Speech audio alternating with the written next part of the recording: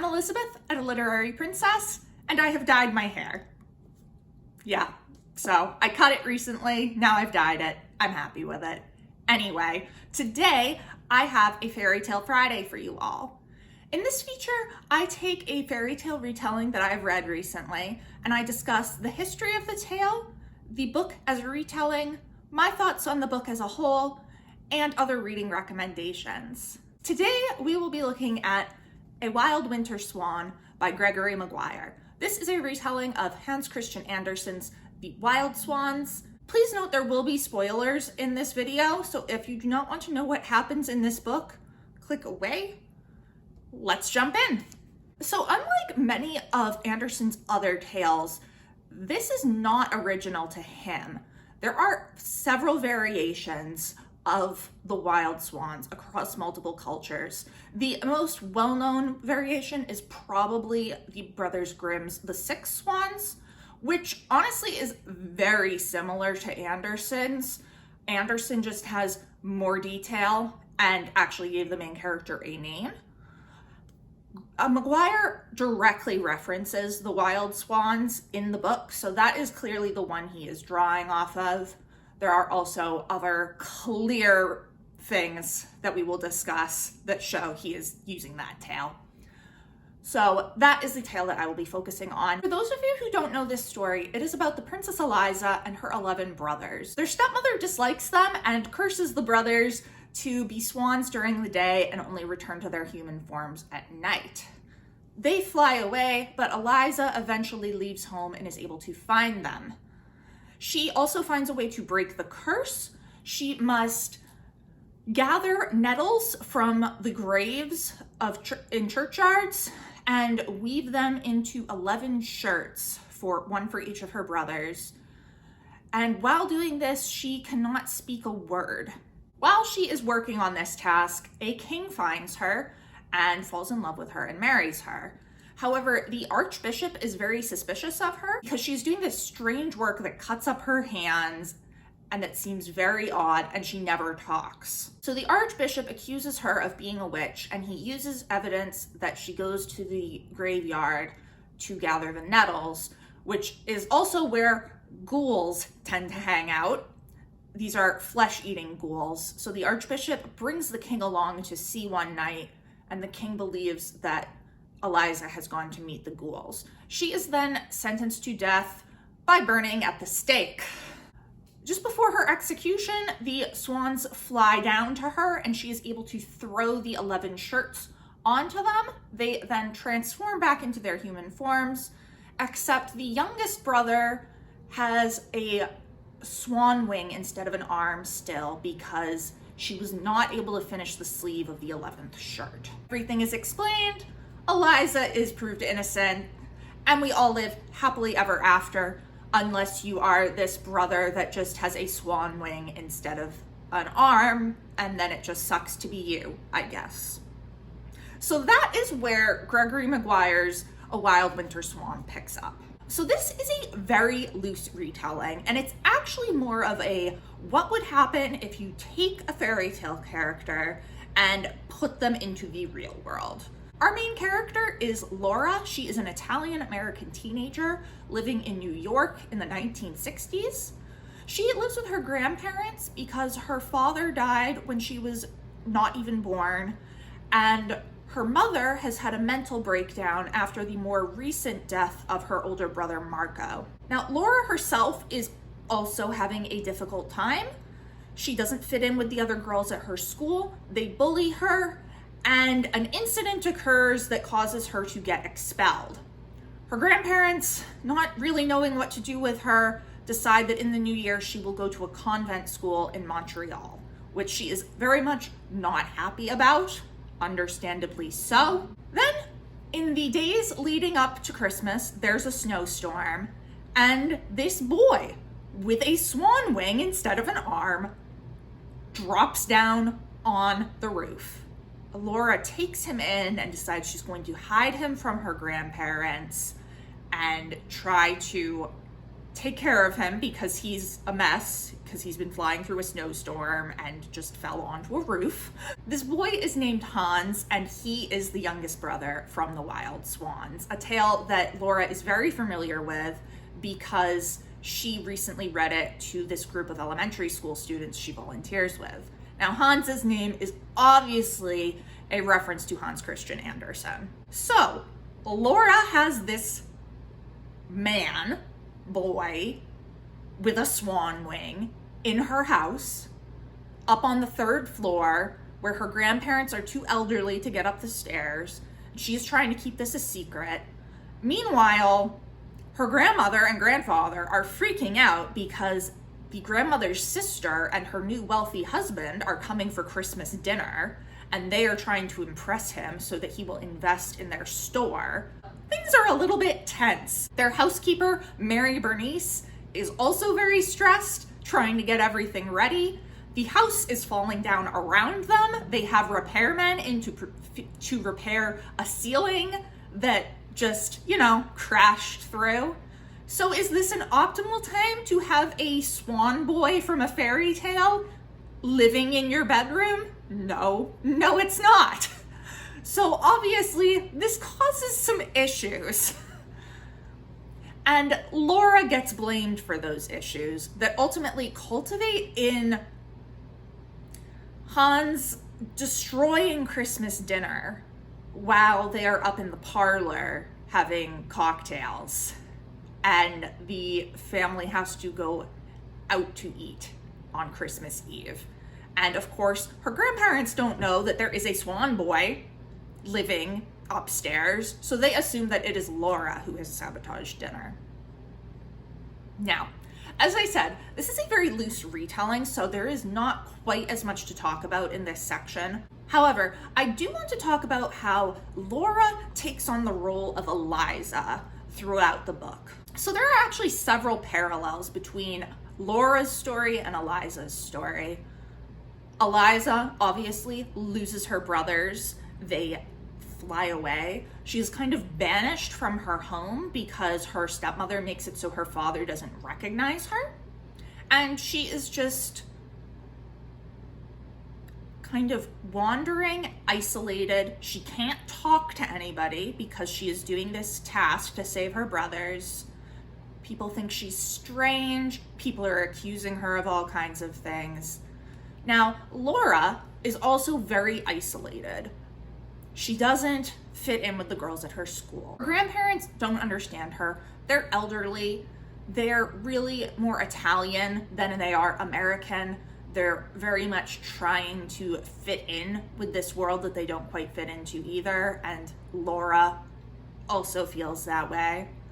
Her mother won't see her, has moved away from her, and her brother is lost. He, in fact, got in a plane with a friend, took off, crashed, and they never found his body. So much like Eliza's brothers, Laura's brother Marco has just flown away. So we can definitely see those parallels as the book goes on. Now, she also takes on the role of Eliza by trying to find a way to save Hans, because he has been dropped into this world that he doesn't know, that he doesn't like. He's like, where am I? What is this? He doesn't like the food. He doesn't know the language really. He's just confused. He's like, this place is awful. Get me out of here. So she is trying to figure out a way to get him so he can go home or go wherever he wants. And she does this by doing the exact opposite of what Eliza does in the fairy tale. Eliza makes human shirts to turn her swan brothers back into humans. Laura ends up making a swan wing so that Hans can have 2 wings and become a swan and fly away again. So she is ultimately able to do this. The book ends with him flying away. She does this with the help of 2 friends, one of the repairmen that's working on their house named Sam, and then the girl at school who ultimately got her expelled, though not meaning to, Laura had stolen a record from her, and when the girl confronted her, Laura meant to throw the record out an open window and instead hit the girl in her nose, breaking it. However, they are able to sort out their differences. This girl recognizes that she was really mean to Laura, which is what resulted in Laura's behavior to her. And she didn't want Laura to get expelled at all. In fact, she's happy because now she gets to have a nose job. Anyway, they spend Christmas Eve making this wing. She brings Hans out in the snow and he is able to fly away. So Laura is very much our Eliza character. Just kind of, she does the opposite thing to save our Swan boy. There's just also a very interesting aspect of Laura as a storyteller. In her head, she is like, oh, she is always trying to write things as a book. Everything that happens to her. And sometimes she'll be like, well, that wouldn't make a good story. I can't write that. And she has a very difficult time putting what she wants into the words that she wants. So this is a very interesting aspect of her that I wasn't sure what to make. I think maybe this is Maguire placing her into Anderson's role as the storyteller, the fairy tale writer. But I think it's very much up to interpretation. Hans himself is very interesting because, of course, he's this fairy tale character dropped into 1960s New York. He doesn't have the social norms. He also has just this wing that is kind of, you know, a pain in the ass. He doesn't like the food. And whether it's because he is from another world or because he's been living so long as a swan is not entirely clear.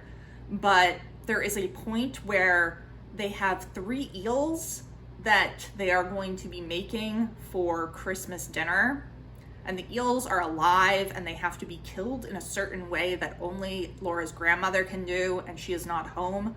So they stick the eels in Laura's bathtub. And at one point, Hans goes in and just decimates one of the eels, eating it. It's kind of gross. He also, when he destroys Christmas dinner, he seems to be eating all of the food in just a very haphazard, animal-like way. So he's an interesting character, that's for sure. In that way, he's very different from Eliza's brothers in the fairy tale. When they are able to become human, they are very normal, to say the least. They actually, the night before her execution, they are demanding to speak to the king, trying to prove their sister's innocence, but he doesn't come out until when the sun is coming up, and they turn into birds and fly away. So this is a very different interpretation of what the brothers are like from the original fairy tale, but it also makes sense because this boy has been in the body of a swan the majority of the time for quite a while. And also, he's not in his own world. So that is really all of the aspects of this as a retelling. So what were my thoughts on it as a book? It's beautifully written. Maguire's books are always wonderfully written, so that, no change there. However, I did find that this is a lot more literary than the other books that I have read by him. So I have read Wicked, Confessions of an Ugly Stepsister, and Mirror Mirror, all retellings. And this is the most literary one. Instead of being fantasy, as Wicked is, or just straight historical fiction, like Confessions of an Ugly Stepsister, it is very much magical realism. And so Hans is the only magical thing to happen here. Everything else is very normal. I don't remember Mirror Mirror enough to say whether it leaned more toward this literary style or not, but I don't think it was nearly as literary as this. And I guess because of that literariness, it felt like the fairy tale aspect was a little more sidelined. I really wanted a little bit more retelling than what I got in this book, because Wicked is very much a retelling of The Wizard of Oz, looking into the Wicked Witch's backstory. Confessions of an Ugly Stepsister is very much a retelling, going through the Cinderella story from the point of view of one of the stepsisters. Mirror, Mirror is very much a retelling, going through this whole story of Snow White in this historical setting that still has fantasy elements. So this was just a bit different than what I would usually expect from Maguire. I didn't dislike it by any means, but it's definitely not one of my favorites. I gave this a 3.5 stars. I thought it was very good, but I wanted more retelling because that's why I picked it up. So that is A Wild Winter Swan. Let's move into some other reading recommendations. So first, of course, I want to recommend some of Maguire's other books. Confessions of an Ugly Stepsister is a wonderful historical fiction retelling of Cinderella, one of my absolute favorites. And Mirror, Mirror is a retelling of Snow White, also historical fiction, but with some fantasy elements, if I remember correctly. Now, I have only read one other retelling of this fairy tale, and it is Daughter of the Forest by Juliette Marillier, and it is fantastic. I love this book. It's very much a straight retelling of the story, unlike A Wild Winter Swan. It's beautifully written. It focuses again on the sister. Her name in this is Sorcha. This is technically a retelling of the Brothers Grimm's The Six Swans, so there are only 6 brothers in here, which, let's be honest, is much more manageable than 11. There is a reason Maguire chose to only focus on the one brother. This is actually also an entire series, and I know at least one of the later books focuses on the brother with the one swan wing. I don't know which it is. Do be warned though, there is some pretty graphic sexual assault in this book, so if you're sensitive to that, maybe don't pick it up. However, it is really good. Since I have only read one other retelling of The Wild Swans, I thought I would recommend another fairy tale retelling that involves people turning into swans. This is Blanca and Roja by Anna Marie Miclemore. This is a retelling of kind of 3 fairy tales. Snow White and Rose Red by the Brothers Grimm, The Ugly Duckling by Hans Christian Andersen, and Swan Lake, which I guess is not a fairy tale so much as it is a story/ballet, but you know, it's very fairy tale-esque. This combines all of them. This is also magical realism, and it is beautifully written. I adore this book. So if you like the whole people into swans, swans into people, this is definitely a great option. So that is my Fairy Tale Friday feature on A Wild Winter Swan by Gregory Maguire. Let me know down in the comments below. Have you read this book? What did you think? Have you read any retellings of The Wild Swans / The Six Swans? Did you like them? It has been great chatting with you. I will see you soon. Bye.